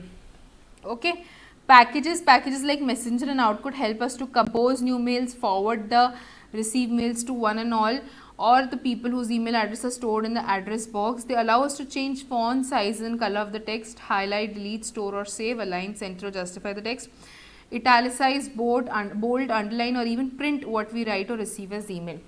तो पैकेजेस मतलब बहुत सारे आपको ऑप्शंस मिलते हैं। आप एक नया ईमेल कंपोज कर सकते हो प्लस का बटन दबा के, आपको जो करंट ईमेल आया वो फॉरवर्ड कर सकते हो, आप रिप्लाई कर सकते हो, आप ईमेल में फॉन्ट चेंज कर सकते हो, आप ईमेल का प्रिंट आउट ले सकते हो। आप देखते होंगे बहुत सारे इसमें कोई नॉन पेमेंट ऑर्डर से जब बिजनेस का कम्युनिकेशन होता है कि अगर उसने उसको धारी दी, उसने पैसे नहीं दिए, तो दे attach print outs of email कि भैया ईमेल पे इसने मेरा ऑर्डर एक्सेप्ट किया था और मैंने इसको वार्निंग भी दी थी कि तू पेमेंट कर दे, नहीं तो मैं लीगल एक्शन लूँगा। So there are a lot of options there are a lot of packages that you have been given over email. Interface, an interface between email program and word processing program allows us to cut, copy and paste material from one place to another. Copy paste करने की facility आपको email पे मिलती है, आप कहीं का भी material कहीं पे भी copy करके paste कर सकते हो। यहाँ पे ये interface का एक feature है email का। Attachments, the attach option allows us to share documents, worksheet, presentation, pictures and videos along with the mails. Attachment ये तुम्हारा वो दिल वाला attachment नहीं है। This is attachment means कि आपके पास ऐसा अटैच करने का ऑप्शन रहता है, ऐसा करके कुछ सिंबल बना रहता है। मैं ड्राइंग जान दो यार, मैं तुमको समझाने के बता दी, तुम पूरी गेम ले लोगे मेरी। अटैचमेंट मतलब अगर आपको कोई पर्टिकुलर डॉक्यूमेंट अटैच करना है, ये जैसे आपने अगर इंटरव्यू के लिए अप्लाई किया है, जॉब के लिए अप्लाई किया है, तो आप अपना CV अटैच करोगे। ओके, सो अगर आपको कोई पर्टिकुलर डॉक्यूमेंट, इमेज कुछ अटैच करना है तो अटैचमेंट का ऑप्शन है, वो फाइल आपकी ईमेल के साथ अटैच हो जाती है। Okay, spam, unsolicited or junk mails can be filtered by using the spam option which forwards unwanted mails to enter your inbox. These unwanted mails may be advertisements, job offers, competition form etc. which one does not want to receive frequently. Spam मतलब आपने emails में छोड़ो, आपको कभी अगर company से call आता होगा, अगर आपके पास अगर ट्रू कॉलर डाउनलोडेड है या एनी सिमिलर एप्लीकेशन डाउनलोड है, तो वहाँ स्पैम लिखा आता है। स्पैम मतलब ये अननेसेसरी डिस्टर्ब करने के लिए चीज़ें हैं आपको, ये आपके कोई काम की नहीं है। मिंत्रा के 1000 मैसेजेस आना, फ्लिपकार्ट के 1000 मैसेजेस आना, you have one 1 crore rupees, या कभी कभी तो इतने ज़ीरो होते हैं कि साला मेरे को तो ये भी नहीं पता कि इसको पढ़ते कैसे हैं, इतने ज़ीरो और मेरे को कैसे मिल सकते हैं। अपने को अपनी किस्मत पे भरोसा है, अपने को अपनी किस्मत पे भरोसा है कि इतना पैसा मेरे को फ्री में कभी नहीं मिल सकता, इतनी अच्छी किस्मत मेरी है ही नहीं। ओके, सो ये सारे जो नॉनसेंस मैसेजेस हैं, तो ये सब जो अनवांटेड मैसेजेस रहते हैं, इनको हम स्पैम की कैटेगरी में कर रहे हैं। दीज मैसेजेस स्पैमिंग अस, मतलब अननेसेसरीली हमारा हमें ट्रबल करने के लिए है ये messages. Signature, we can customize the signature as we want it to appear in the complimentary closure of every email. Once you add your signature, it automatically appears at the end of every email that you compose. One need not write the name, designation, contact number, etc. again and again. आपने बहुत सारे mails में देखा होगा कि अगर आपको लिखा आ रहा है तो नीचे जैसे सपोज बुक माई लेक्चर्स है तो बुक माई लेक्चर्स, देन हमारा www.bookmylectures.com एंड जो भी कॉन्टैक्ट नंबर है वो ईमेल में नीचे लिखा हुआ आता है. या कभी आप किसी कंपनी को मेल कर रहे हैं तो वहाँ पे उनका सिग्नेटरी नीचे दिया जाता है. अगर कोई पर्टिकुलर मैनेजर है एक इंसान तो वो अपना नीचे नाम लिख देगा, manager of ICICI bank, contact number, ये सब एक बेसिक डिटेल्स जो है वो आपको नीचे लिखी हुई मिलती है. ये वो लोग हमेशा टाइप नहीं करते हैं. क्यों? क्योंकि आप कभी नोटिस करना कि जो चीज़ें उन्होंने लिखी रहती है उसका एक अलग फॉन्ट रहता है और जो ऑटोमेटिकली आती है उसका एक स्लाइटली डिफरेंट नोटिसेबल फॉन्ट रहता है. सो दीज आर ऑलवेज, मतलब ये आप सिग्नेचर बोलते हैं. सिग्नेचर मतलब हमने ऊपर पढ़ा था ना बिजनेस करेस्पॉन्डेंस में, सिग्नेटरी कि लिख कौन रहा है ये लेटर, वैसे यहाँ पे ईमेल में सिग्नेचर का ऑप्शन रहता है कि आप हमेशा अपने मुद्दे की बात करो और सिग्नेटरी आप सेटिंग्स में ईमेल की जाके लिख सकते हो कि this message is send by CA Divya Vaswani. या आप बहुत सारे लोगों के देखते होंगे डिस्क्लेमर भी लिखा हुआ रहता है कि disclaimer this message is only for the intended user, ऐसा वैसा. ये जीमेल टाइप नहीं करके देता हमेशा, ये आप कभी कोई कंपनी रहती है तो वो नॉर्मली ये चीज़ें लिखती है. सिग्नेटरी हमेशा आपकी मेन मुद्दे के मैसेज के साथ नीचे अटैच हो जाती है, आपको बार बार वो लिखने की ज़रूरत नहीं पड़ती है. Automatically appears at the end of every mail you compose. आपको सिर्फ सेटिंग्स में जाके लिखना पड़ता है कि सिग्नेटरी में आप क्या क्या लिखना चाहते हो, क्या क्या इन्फॉर्मेशन जो आप चाहते हो कि अपीयर हो वो अपीयर हो जाएगी और आपको बार बार लिखने की ज़रूरत नहीं, वो ऑटोमेटिकली आपके मेल पे आ जाएगा. Search option helps us to locate old email communication. This can be achieved by typing the sender's name in the search box and clicking the search button. It will reflect all the mails containing the name so typed. कभी अगर आपको बहुत सारे mails हो जाते हैं ना, specially जैसे इतने सारे स्पैम मेल्स भी आते हैं और अगर आपने अपना मेल बॉक्स सॉर्ट नहीं किया हुआ है तो और आपको बहुत पुराना कोई ICICI का पर्टिकुलर मेल देखना है या आपको अपना एडमिट कार्ड के डिटेल्स को चाहिए या आपकी एक्स का मैसेज आया था ईमेल पे, उसने ब्लॉक कर दिया था, आपको याद आ रही है उसमें कोई लव लेटर लिखा हुआ है तो आप उसका नाम सर्च कर सकते हैं. आप सर्च बॉक्स में ऊपर टाइप कर सकते हैं ICICI और ICICI की तरफ से आपको जो भी मेल्स आए हैं वो पूरे आपको मिल जाएंगे. तो आपके लिए ईजी हो जाएगा दैन गोइंग ओवर दोस 1000-2000 मेल्स, एक एक मेल चेक करके कि ICICI का मेल का है, ICICI मेल का है. वहाँ आप सिर्फ ICICI लिख दो तो सारे मेल्स आपके आ जाएंगे. Cloud storage, a more recent feature is cloud storage. Data can be stored on cloud. This facilitates access and instant updates to multiple users. Google Drive, Dropbox, etc. are examples companies offering cloud service solutions to enterprise. Google Drive पे आपका पूरा data आप store करने का option है, ये चीज़ आपको पता है. क्लाउड स्टोरेज मतलब non physical format of storage data. अगर आपको ईमेल पे कुछ बहुत सारी चीज़ें स्टोर करनी है या आपको इलेक्ट्रॉनिक मीडियम पे स्टोर करनी है तो गूगल ड्राइव, ड्रॉपबॉक्स वगैरह जैसे मीडियम से जहाँ पे आप अपना डेटा स्टोर कर सकते हो. Changes in workplace. This trend of online work has brought about other changes like virtual workplaces, work from home, flexi time, etc. Changes at workplace. This is a change at workplace from teaching students live, teaching students face to face to teaching them over internet, teaching them virtually. या जो लोग रोज़ office communicate करते थे, commute करते थे because of internet, because of email facilities, are now able to work from home. घर से बैठे बैठे अपना काम कर सकते हैं. तो ये सब फीचर ऑफ ईमेल है कि उसमें क्या क्या फीचर्स हैं, क्या क्या ऑप्शंस हैं आपके पास. Okay, so we'll go through it again. Features of email. Electronic features of email है electronic, cost effective, packages, interface, attachment, spam, signature, search, cloud storage, changes at work place. Okay, features of email है electronic, cost effective, packages, interface, attachment, spam, signature, search, cloud storage and changes at work place. ये सब features है, ये सब options आपको available है when you use an email. Okay, again वही चीज़ है फीचर्स ऑफ ईमेल अकाउंट कि आप एक ईमेल, जब आपका अकाउंट है जैसे divyawaswani@gmail.com, मेरा जब अकाउंट क्रिएट हो जाता है तो उसमें क्या क्या फीचर्स अवेलेबल है. बहुत ही मतलब टुच्चू सा टॉपिक है, टुच्चू सा मतलब बहुत ही चिल्लू सा टॉपिक है, समझाने की ज़रूरत नहीं है. बट आई ओनली एक्सप्लेन कि अगर 10% भी बच्चे ऐसे हैं जिनको ये चीज़ नहीं पता है या ऐसा कोई बच्चा है जिसको इसमें एक पॉइंट में भी डाउट है तो I only explain for that purpose and I explain more importantly for examination purpose कि भैया एग्जाम में ये पूछ सकते हैं या ये पूछ नहीं सकते हैं. Okay, features of email account. You can click on the inbox to see mails. You can click on the inbox to see mails that you have not read, shown in bold, as well as the mails that you have already read in normal format. आप कभी भी mail खोलते हो तो नया mail जो है वो बोल्ड फॉर्मेट में आता है, जो पढ़ा हुआ रहता है वो उतना हाईलाइटेड नहीं रहता है. Sent mail, it shows all the email send by you from email account. आपने जो भी मेल किसी भी इंसान को भेजोगे तो आपके सेंट मेल के टैब में आता है. Drafts, this folder stores the messages that you have created but have not been sent by you so far. These messages are saved by you for more work. कभी कभी मतलब हम email type करते हैं but we are not sure to whether to send it or not, but क्योंकि हम उसमें इतना सारा लिख चुके हैं और हम चाहते हैं कि हमको वापस इतनी मेहनत ना करना पड़े, तो आप एक ऑप्शन है, मतलब अपना खोपड़ी ख़राब करने वाला ऑप्शन है कि आप पूरा कॉपी करके रखो, फिर कहीं पेस्ट करो, फिर जब आप बाद में आ रहे हो तो नया मेल खोलो, फिर वहाँ पे पेस्ट करो, वहाँ से कॉपी करके अगेन ईमेल पे पेस्ट करो. तो कोई टाइम पास करने की ज़रूरत नहीं है. अगर आप अपना कोई मेल आधे में छोड़ते हैं, जो आपने मेल लिखना चालू किया या मेल में अटैचमेंट डालना चालू किया बट आपने उसको सेंड नहीं किया, तो वो और आपने अगर ब्राउज़र क्लोज कर दिया तो वो ऑटोमेटिकली आपके ड्राफ्ट्स में सेव हो जाता है. फिर बाद में जब आप श्योर हो कि हाँ आपको ये मेल भेजना है जो भी एडिटिंग करके, तो आप ड्राफ्ट्स में से वो मेल को खोल के अपनी एडिटिंग करके वो मेल भेज सकते हैं. Okay. Spam is all unsolicited email or junk mails. It is generally email advertising sent to group of people. We can also term spam as unwanted emails. Spam mails are also a big cause of computer viruses. Spam mails are identified by the mail services and placed in the folder. The spam mails are automatically deleted after a few days.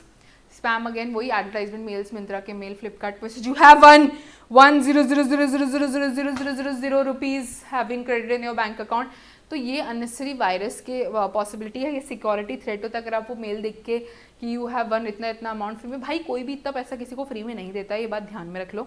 तुम खुदा नहीं हो कि तुमको इतना पैसा कोई free में देगा. तो ये सब मेल्स वायरस के चांस होते हैं, सब मेल से सिक्योरिटी थ्रेट हो जाता है. तो ये ऑटोमेटिकली जो आपका ईमेल जिस भी फीचर पे है, जीमेल पे, याहू पे है, वो डिटेक्ट करता है और वो उसको स्पैम के फोल्डर में डाल देता है.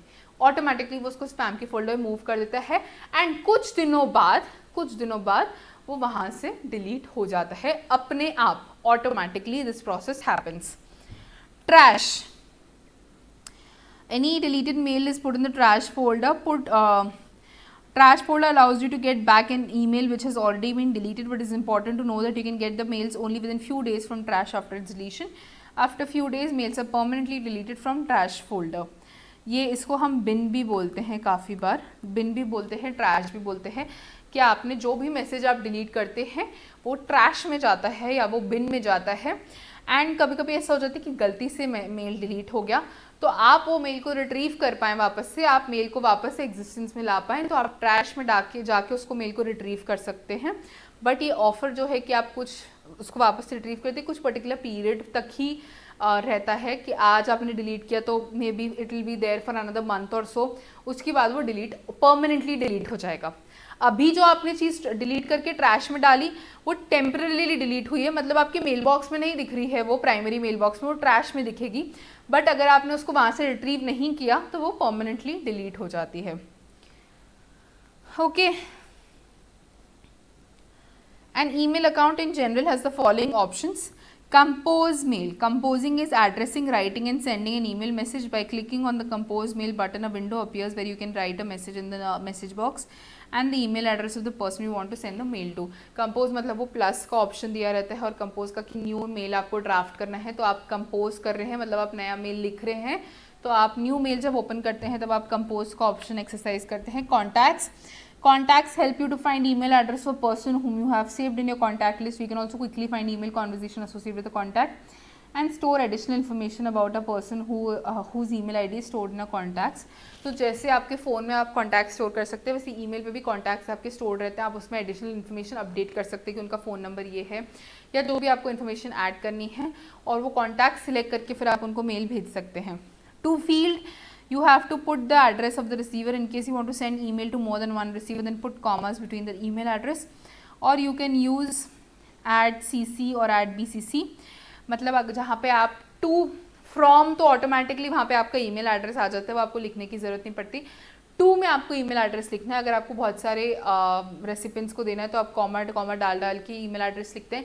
या CCBCC का ऑप्शन आप यूज़ कर सकते हैं। CCBCC का ऑप्शन मैं आपको बिजनेस करस्पॉन्डेंस में समझा चुकी हूँ, और वो पिछला ही लेक्चर था, पिछला का लेक्चर, तो मैं फिर से नहीं समझाऊंगी।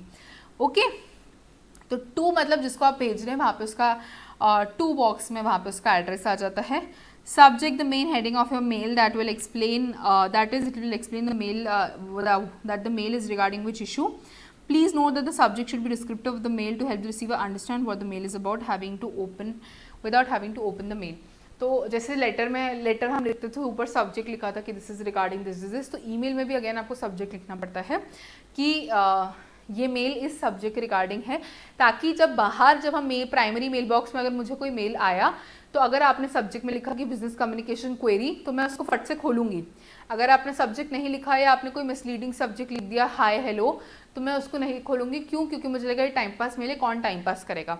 बट अगर आपने सब्जेक्ट में लिखा है कि हाँ मैडम ये मेल है बिजनेस कम्युनिकेशन की क्वेरी के रिगार्डिंग, तो मैं फटाफट वो मेल फटाफट खोलूंगी और उस पर रिस्पॉन्ड करूंगी। Okay, so subject is basically कि मेल किस बारे में होने वाला है, वो चीज़ आती है सब्जेक्ट में। टेक्स्ट एरिया मतलब जहाँ पे मुद्दे की बात लिखी जाती है पूरी, जो हमारा उधर बॉडी था नॉर्मल लेटर्स में, यहाँ पे टेक्स्ट एरिया जहाँ पे प्रॉपर मेल ड्राफ्ट करते हो। Send, you can send the mail by clicking the send button. जब आपको पूरा मेल हो गया है सेंड ड्राफ्ट, तब सेंड कर सकते हो। Group contacts is one such list as explained earlier. Contacts can be organized in different groups like office, school, relatives, etc. आप अलग अलग कॉन्टैक्ट्स अपने ऑर्गेनाइज भी कर सकते हो कि ये मेरे प्रोफेशनल कॉन्टैक्ट्स है, मेरे पर्सनल कॉन्टैक्ट्स है। प्रोफेशनल कॉन्टैक्ट्स में ये इस चीज़ के मार्केटिंग के रिलेटेड कॉन्टैक्ट्स है, ये सेल्स के रिलेटेड कॉन्टैक्ट्स है, ताकि आपको अगर एक साथ सबको भेजना है, एक साथ आपको सारे फ्रेंड्स को अगर मेल भेजना है, या एक साथ अगर आपको सारे सेल्स टीम को मैसेज भेजना है, तो आप डायरेक्टली वो कॉन्टैक्ट लिस्ट में ही मेल ड्राफ्ट करो। Okay, so this was email account में आपके पास क्या क्या ऑप्शन रहता है। तो ईमेल अकाउंट में आपके पास ऑप्शन रहता है सेंट मेल का, ड्राफ्ट्स का, स्पैम का, ट्रैश का। आप मेल कंपोज कर सकते हैं, वहाँ पे आप कॉन्टैक्ट सेव कर सकते हैं। आप 2 फील्ड मतलब जहाँ आप जिसको मेल भेज रहे हैं वो सब्जेक्ट जो आपके मेल किस बारे में है वो लिखा रहना चाहिए, बिना खोले सामने वाले को समझ जाना चाहिए सब्जेक्ट पढ़ के कि आप किस बारे में मेल लिख रहे हैं। टेक्स्ट एरिया जहाँ मुद्दे की बात आप लिखते हैं, फाइनली आप मैसेज को सेंड कर देते हैं। ग्रुप कॉन्टैक्ट्स मतलब अपने कॉन्टैक्ट्स ऑर्गेनाइज कर सकते हैं according to various needs. Okay, I am thinking कि वी शुड प्रोसीड फर्दर अभी, और we should take a pause and shift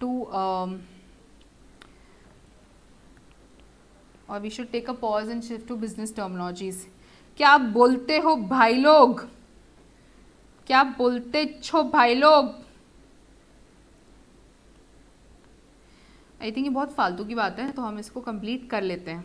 okay, बहुत इजी पीजी चीज़ है, तो हम इसको कंप्लीट कर लेते हैं, या क्या बोलते हो? We should not complete, we should move it. Okay, I think we'll move to business terminologies. बहुत ही अभी इसमें तो बहुत ही छोटा सा पढ़ा यार, इससे कुछ ज़्यादा कुछ इतना रॉकेट साइंस पढ़ा भी नहीं हमने अभी तक। And so we haven't really studied much इसमें, तो रिवीजन करने के लिए बिल्कुल कोई एक्सक्यूज़ ही नहीं होनी चाहिए कि रिवीजन क्यों नहीं कर पाए मैडम, बहुत ज़्यादा पढ़ा दिया था आपने, या इतना कुछ हैवी डोज हो गया था इसलिए हम रिवीजन नहीं कर पाए। खैर तुम नालायक हो, तुमको मैं ज़्यादा पढ़ाऊँ कम पढ़ाऊँ, तुम रिवीजन नहीं ही करके आओगे अगर तुमको नहीं करना है तो। Okay, so I think we'll move to business terminologies now. आ जाओ, खोल लो बिजनेस टर्मिनोलॉजीज का page and let's start with business terminologies. यहाँ पे हमने लास्ट सीरीज एन तक ख़त्म की थी, तो कुर्सी की पेटियाँ बांध लीजिए, क्योंकि आज हम क्या करने वाले हैं, आज हम ये ओ में कुछ 4-5 वर्ड गिन के देख लो। ओ में कितने वर्ड है?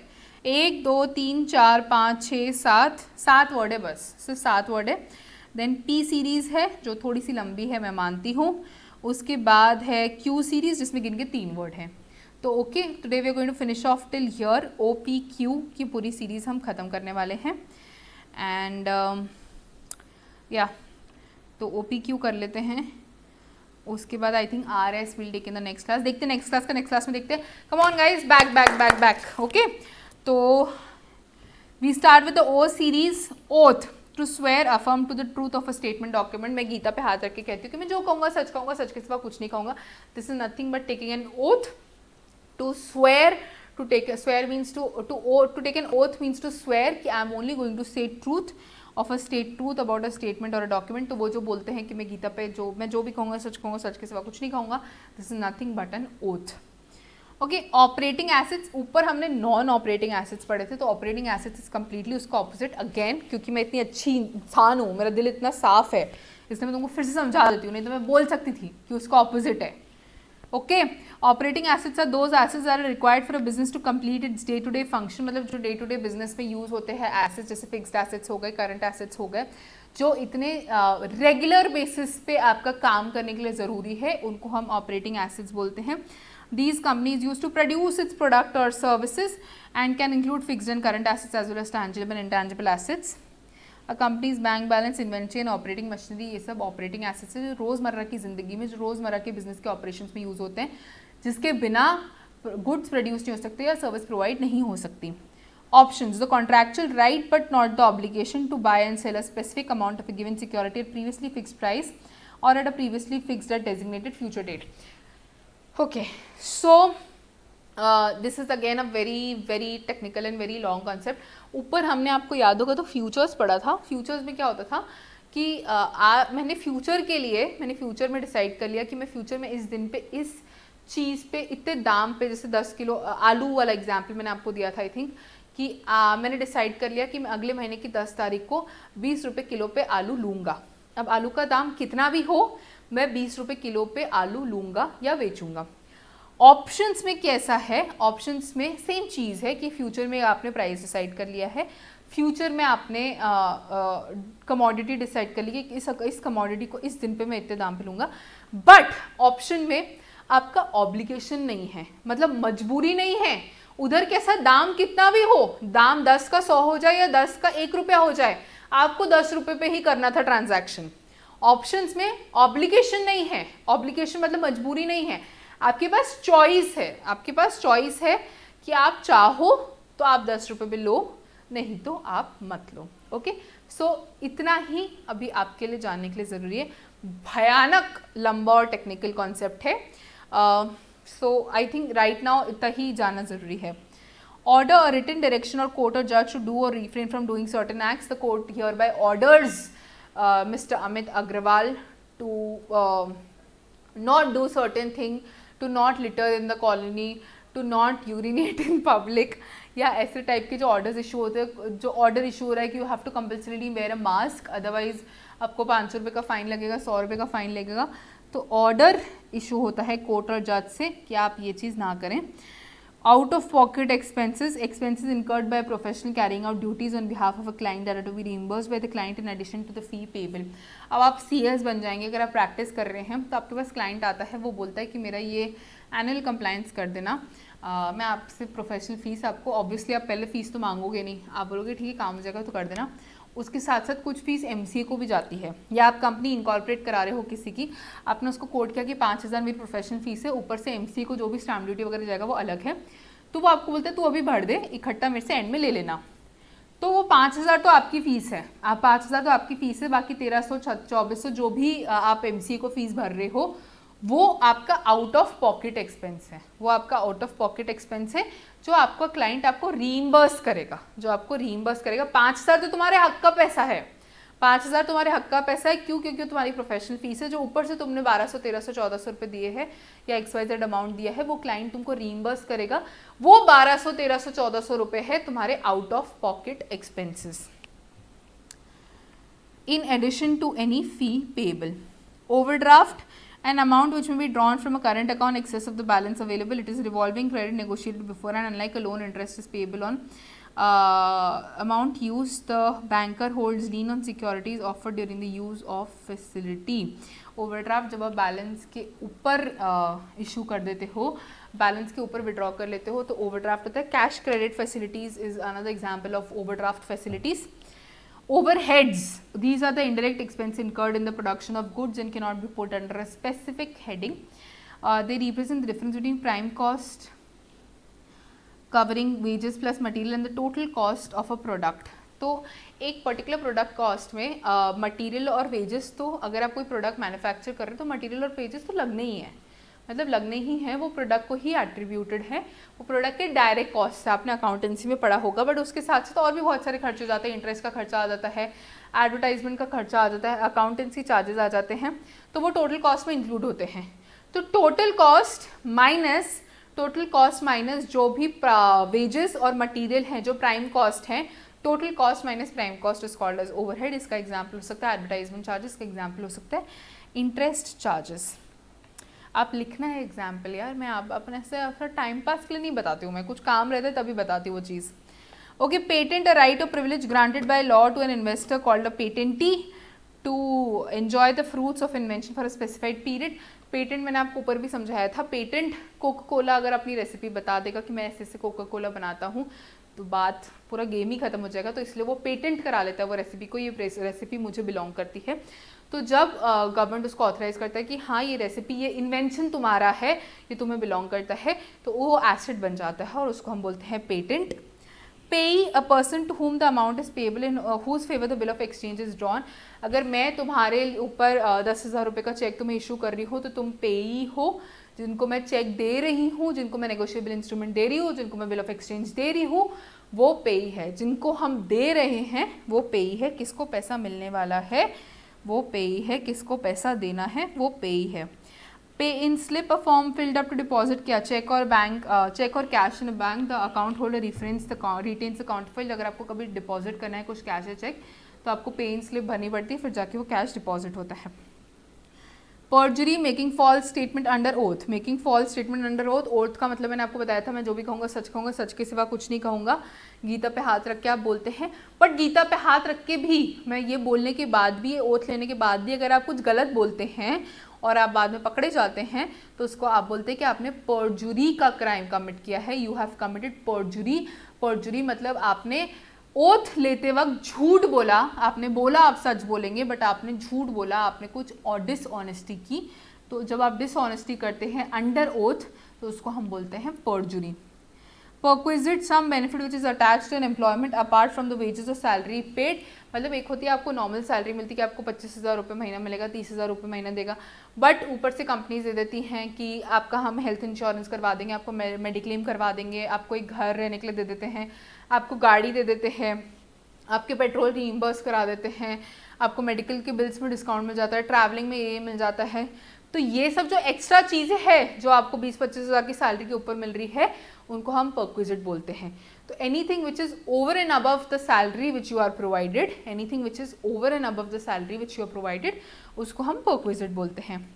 Personal guarantee, if you seeking financing new business and don't have a high value asset to offer. जैसे अगर आपको कभी पढ़ लेते एक बार, you may be asked by the lender to sign a statement of personal guarantee. In effect this statement affirms that you as an individual will act as a guarantor for the business's debt, making you personally liable for the balance of loan even in the event of your business fails. आपने अगर business के नाम, आपको guarantor का concept हमने ऊपर जी series में पढ़ा था, गारंटर और गारंटी का। तो अगर आप अपने बिजनेस के नाम पे लोन ले रहे हैं और आपके पास कोई एकदम ज़्यादा सिक्योरिटी नहीं है, कोई ज़्यादा कोलैटरल नहीं है, कोलैटरल अगेन हम पढ़ चुके हैं, collateral is nothing but security. अगर आपके पास ऑफर करने के लिए कुछ नहीं है for a security of the loan, तो आपको बैंक या जो भी लेंडर है वो बोल सकते हैं कि भैया आप पर्सनल गारंटी दे दो। जब आप पर्सनल गारंटी देते हो तो धंधा जिए मरे चौपट हो, सक्सेस हो, फेलियर हो, लॉस हो, प्रॉफिट हो, कहीं पे भी हो, अगर आप बैंक के, अगर आप वो लेंडर की कमिटमेंट्स पूरे नहीं करते, बैंक के कमिटमेंट्स पूरे नहीं करते, तो आपकी पर्सनल गारंटी हो जाती है। पर्सनल गारंटी में आपके सारे पर्सनल एसेट्स यूज हो सकते हैं वो बिजनेस का लोन कवर अप करने के लिए। Okay, so that is called as personal guarantee. जब आप खुद की पर्सनल एसेट्स भी यूज हो सकते हैं to recover for any failure that the business encounters. Petition a formal request written to a court which starts a special proceeding. मतलब अगर आपको पेटिशन देना रहता है कि आपको प्रोसीडिंग स्टार्ट करनी, तो आप पेटिशन देते हैं कि मतलब एक फॉर्मल रिक्वेस्ट होती है कोर्ट को। एक नॉवल आपने सुना होगा कि बहुत सारे लोग मिलके भी पेटिशन देते हैं, कि साइन करके पेटिशन सेटअप करते हैं कि we do not want garbage in a colony, we do not want एक फैक्ट्री सेटअप हो रही है, हम नहीं चाहते कि लोकेलिटी में सेटअप हो क्योंकि पोल्यूशन लेवल इंक्रीज हो जाएगा, ऐसे सब चीज़ों में पेटिशन हो सकता है। एक रिटन रिक्वेस्ट हो रही है कोर्ट को कि आप इस पे स्पेशल प्रोसीडिंग स्टार्ट करो, तो that is called as petition. Petitioner, another word for the plaintiff, the person starting the lawsuit, मतलब प्लांटिफ मतलब जो दुखी है इंसान जिसने केस फाइल किया है, जो केस फाइल करता है उसको प्लांटिफ भी बोलते हैं और उसको पेटिशनर भी बोलते हैं। Petty cash, a small amount kept to cover day to day trivial और माइसलेनियस एक्सपेंसेस। पेटी कैश मतलब आपको एक अपने हाथ में एक बेसिक पैसा रखना पड़ता है कि आज 1000 रुपये का स्पेयर पार्ट्स आ गया या 10,000 रुपये का स्पेयर पार्ट्स आ गया या 2,000 रुपये का एम्प्लॉयज़ को नाश्ता खिला दिया या कुछ और कोई आ गया उसको चाय पानी पिला दिया, तो ये सब चीज़ें हैं पेटी कैश। बहुत छोटी छोटी माइसलेनियस एक्सपेंसेस हैं जिनके लिए हम कैश अलग करते हैं, तो उसको पेटी कैश बोलते हैं। Placing a prior agreement to place or sell shares to select individuals such as financial institutions। अब जब आप शेयर्स इशू कर रहे हो तो आप पब्लिक को भी इशू कर सकते हो, फिर पब्लिक में जिसने सब्सक्राइब किया वो आपका शेयर होल्डर हो गया। अब जब आप शेयर्स इशू कर दो तो आपके पास ऑप्शन रहता है कि आप प्राइवेट प्लेसमेंट कर दो। प्राइवेट प्लेसमेंट मतलब कि 20% शेयर्स मैंने प्राइवेट प्लेसमेंट कर दिए, 20% शेयर्स मेरे इस बैंक को ही दूंगा before making a public offer.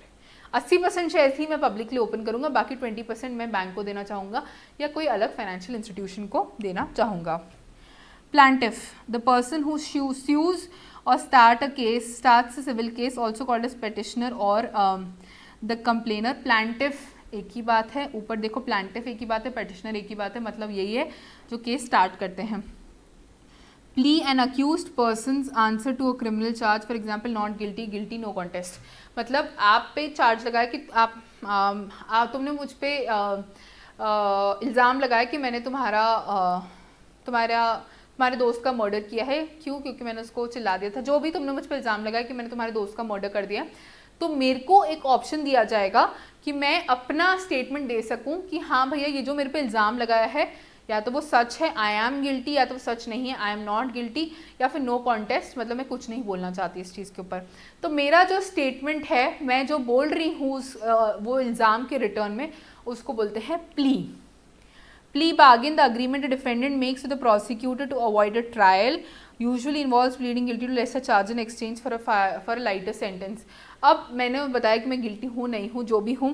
अब प्ली बार्गेन क्या होता है कि तुम्हारा लॉयर है वो मेरे पास आता है कि दिव्या मैडम देखो वो बच्चा था थोड़ा सा नॉटी, आपको गुस्सा आ गया होगा, आपने उसको मार डाला, बट अगर आप ये बात मान लेते हो कि आपने उसको मारा तो मैं आपको ज़िंदगी भर उम्र कैद की सज़ा की जगह 2 साल की सज़ा दूंगा और फिर आप 2 साल में बाहर आ जाएंगे।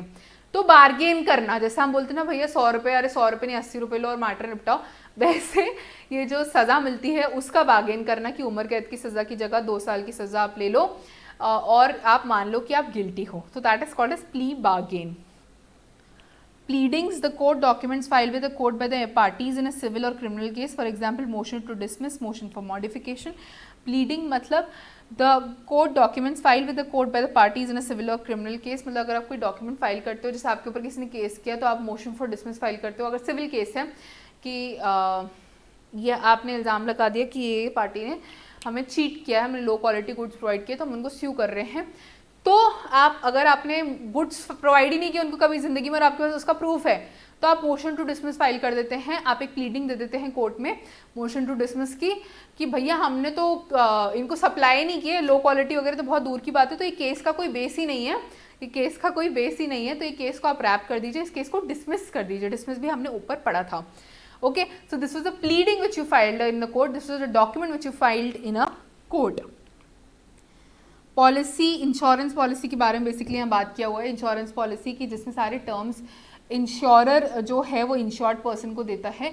अगर तुमने इंश्योरेंस कराया और मैं इंश्योर्ड कंपनी हूँ, मैं इंश्योरेंस कंपनी हूँ, तो मैं तुम्हें एक इंश्योरेंस पॉलिसी देती हूँ जिसमें सब लिखा होता है कि हम किस चीज़ का रिस्क कवर कर रहे हैं, हम आपका कितना प्रीमियम भरना पड़ेगा, अगर आपने प्रीमियम नहीं भरा तो क्या होगा, आपका कवर कितने का है, वो सारी डिटेल्स मैंशन होती है।